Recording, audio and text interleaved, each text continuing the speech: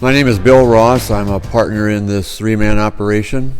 And the operation is called Ross Farm. We're a grain farm that corn, soybeans, occasionally wheat, and a little bit of hay ground. I'm Mike Ross. I'm Ken Ross. I'm Mike's dad. We started about 50 years ago. Our dad died in '68, and then I got out of college. Kenny got out of college in the early '70s, and we've been farming ever since. And Mike joined the operation about 5 years ago, and we farm about 4,300 acres in a no-till operation. No-till is there's no chisel plowing, no moldboard plowing, no disking.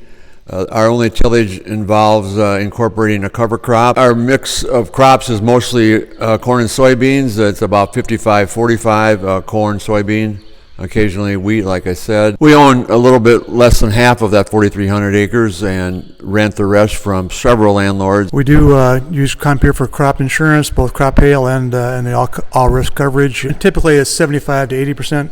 This year we went with 80% coverage on corn because much of the premium was covered by the fact that we do cover crops, and the primary recipient of the cover crop was on corn. This is synergistic with the way the coverage goes, and we cover the costs and more of a catastrophic thing. We don't go really high. What we do cover is to keep us in business. And this is our corn planter here. It's 24 rows, 30-inch spacing. This thing folds out. It's been a good machine for us. It's helped us do the no-till. As a perspective, 50 years ago, when my dad was still planting corn, he was planting with a 4-row machine in 40-inch rows. Now we have a 24-row machine in 30-inch rows. There's just a ton of technology in this machine, and everything's guided by GPS, controlled. You can change populations on the go. You can change populations by your soil types, again, which is all done automatically. We get our corn in totes. They hold about 50 units, and a unit is 80,000 kernels. And we put that on a machine called a seed tender, which puts corn automatically into these tanks here. Not automatically, it's with an auger. I don't have to handle it, which is a great labor-saving, back-saving, stress-saving convenience. This is one of our grain setups. We have two like this. In the fall, when we're harvesting corn and soybeans, we'll bring everything here and we dump out of a semi into our pits, and then they will be dried. The corn is dried through this tower here, and once it gets dry enough, down to 15%, it will go into one of these grain bins, and we can then store it for a year without it spoiling, and then we can deliver it when we want to, when the price is right and what works with our schedule. So we're selling our corn and soybeans throughout the year, looking at prices. Of course, prices are moving up and down like any other market.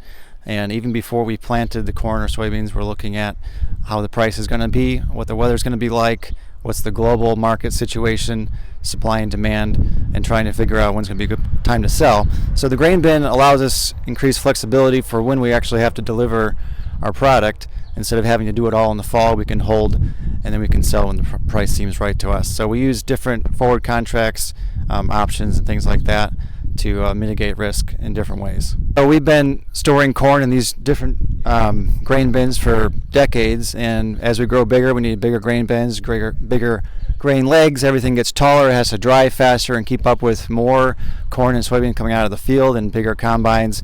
Right now we're going to have a revamp here in our dump pits where we'll have two pits that we can dump simultaneously, and it'll happen very quickly, so we can get a truck in here, he can dump quick and get back out to the field, and everything's kind of in a rush because we want to get the whole harvest done before winter comes and we get snowed on. We have a variety of grain bins. Some are 30 years old, some are 2 years old. They range in size from 30,000 bushels up to 63,000 bushels.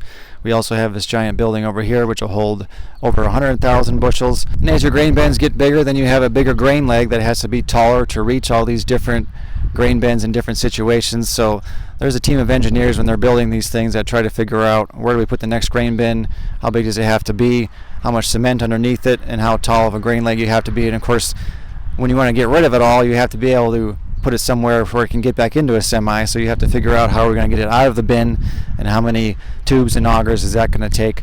So it's quite a system, and every system is unique. Unlike a tractor, one tractor is the same as the next tractor, and this combine is the same as that tractor. Every operation is going to have a different grain setup based on their space and how much they've grown over the years. And every year you might be adding more and more, or improving a little bit bigger, or just replacing things. So every year is different in terms of weather, and we have corn that is supposed to be mature at a certain time. and we want it to be mature in October, of course, or November when we're harvesting. But depending on if it was a really sunny year or we had a late planting because it was too wet, or it was a really wet year, that corn may be drier or wet depending on different years. We need to have it dry enough to store in our grain bins so we can hold on to it and sell it when we want to. We need to get it down to 15%. It may come out of the field at 18% or 20 or even 25%. And so if you just had 25% corn sitting around, it's going to go moldy very quickly. So we put it in here, and this is using heat, and it's shuttling, the corn is shuttling down through this very high temperatures, and it has sensors in there that telling it how long it has to go through that heat to come out at the right percentage of moisture so it can be stored.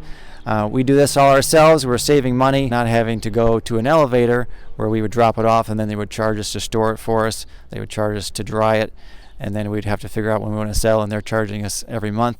They're holding it on to us. So we can hold on ourselves here, and we're saving money, drying costs and handling costs that maybe other people are not. This is a clear span building. It's a fabric covered building on top of these steel trusses. We were able to erect this building ourselves, saving a lot of money, and it holds nearly 150,000 bushels with the wall liner that you can see. And we can load up a truck in about 12 minutes with that loader. This will be the first corn that we take out in the winter and the spring. After the corn's out, you can see we put seed corn in here in the spring right before planting, and we store some machinery in here as needed. We had horses, and this was a horse arena for a while. Yeah, this building at 150,000 is twice as big as our biggest bin, close to 1,000 bushels on a truck, and we're very close to legal at 1,000 bushels, maybe just a hair over. But so we take out 150 loads out of here. Bin capacity on our combines is about 300 bushels. When it gets full, we call for a grain cart to come alongside of us, and this auger swings out. We dump corn into the grain cart on the go. It's about 3 bins out of our combine will fill up a grain cart, and the grain cart goes back to the truck. Again, we're trying to minimize compaction. We don't need to have that grain cart with 1,000 bushels on it, weighing 50,000 pounds. If he's right by a truck, he needs to unload. Combine is it's got a yield monitor in. As we're going along, you can see exactly what the corn is yielding and what it's testing the moisture, how many acres you've covered, how many acres are left in the field, what's the name of the field. Just a ton of information that's there, and it all gets recorded on a USB card. Our corn heads are 8 rows. We have 2 of them. We have 2 combines, 2 corn heads. Our combines are medium to small combines, and same way with the corn head, and there's a reason for that. There's gigantic machines out there, and they're very good at what they do, but they are immensely heavy. We try to keep our compaction on our soil to a minimum. Ours are 8-row heads. There are 500 bushel bins in the combine. Compaction in soil is not a good thing, so we try to minimize our trips across the field. We try to minimize the weight. Harvest doesn't go nearly as fast as planting does, of course. We have, say, 2,000 acres of soybeans. That can take us 3 weeks. Soybeans are very dependent on good weather, dry weather. Our corn harvest can take 4 weeks. Goes as fast as what our grain dryer can handle. Try to have things balanced. The capacity of our combines, the capacity of our grain carts, our trucks, our drying system, our legs, and our bins. It all tries to be balanced so that we can work every day, all day long. We don't work at night. We're looking at the corn head right here, and these snoots that are in my hand, they do fold down. Here's a corn row would be between here. Stalk would be taken down through the corn head, strip the ears off the stalk, and then it would go into the auger and then into the combine, and it would get separated in there. It's a rotary style combine. We run on GPS auto steer. We press the button. GPS steers the combine for us, which is a great thing as far as energy saving on the stress on the operator, and it does make for an efficient harvest.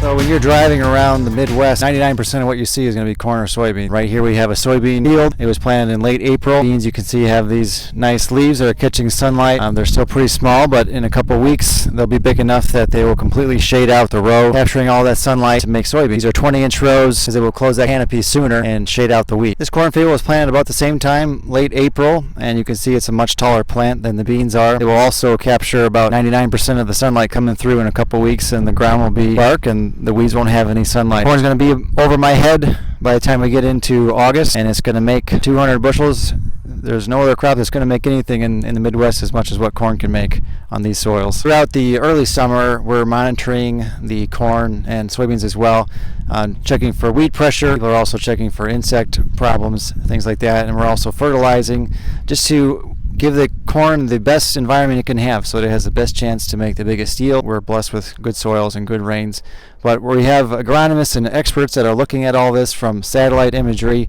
also boots on the ground, and seeing are there any problems that we need to be aware of, is there some disease that we need to spray for, just so we can keep on top of it and keep the plant healthy the whole season. So beans will yield about a third per acre of what corn will do. It is a higher price crop though, so it sells for a lot more, so they kind of even out. Nice to have two different crops that you can rotate, so there's different diseases and different insects that are going to be wanting to eat one or the other, and by rotating them everything works a little bit better. This crop will do 60 to 70, sometimes more bushels per acre. Growing either corn or soybeans is a very expensive endeavor. Your biggest cost is your land, whether you own it and you're paying a mortgage or you're renting it.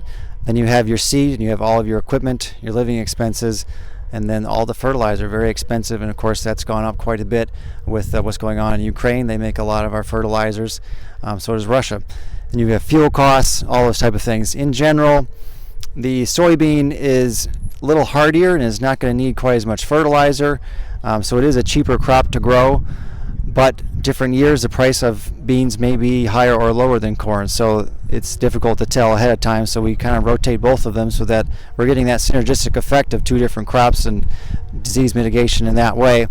And if there's a great year for corn and price is really up for corn, we're gonna capitalize on that, but maybe the next year soybeans are going to do really well for some unknown reason.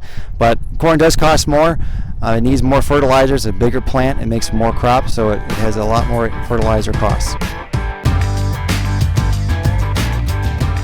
Which is Roundup and 2,4-D tolerant onto 2,4-T tolerant beans. I'm watching a map here to see where to pull in. The map's created so I can see where I've been, and the red lines there are going to tell me where to pull in as soon as I get to it. Okay, now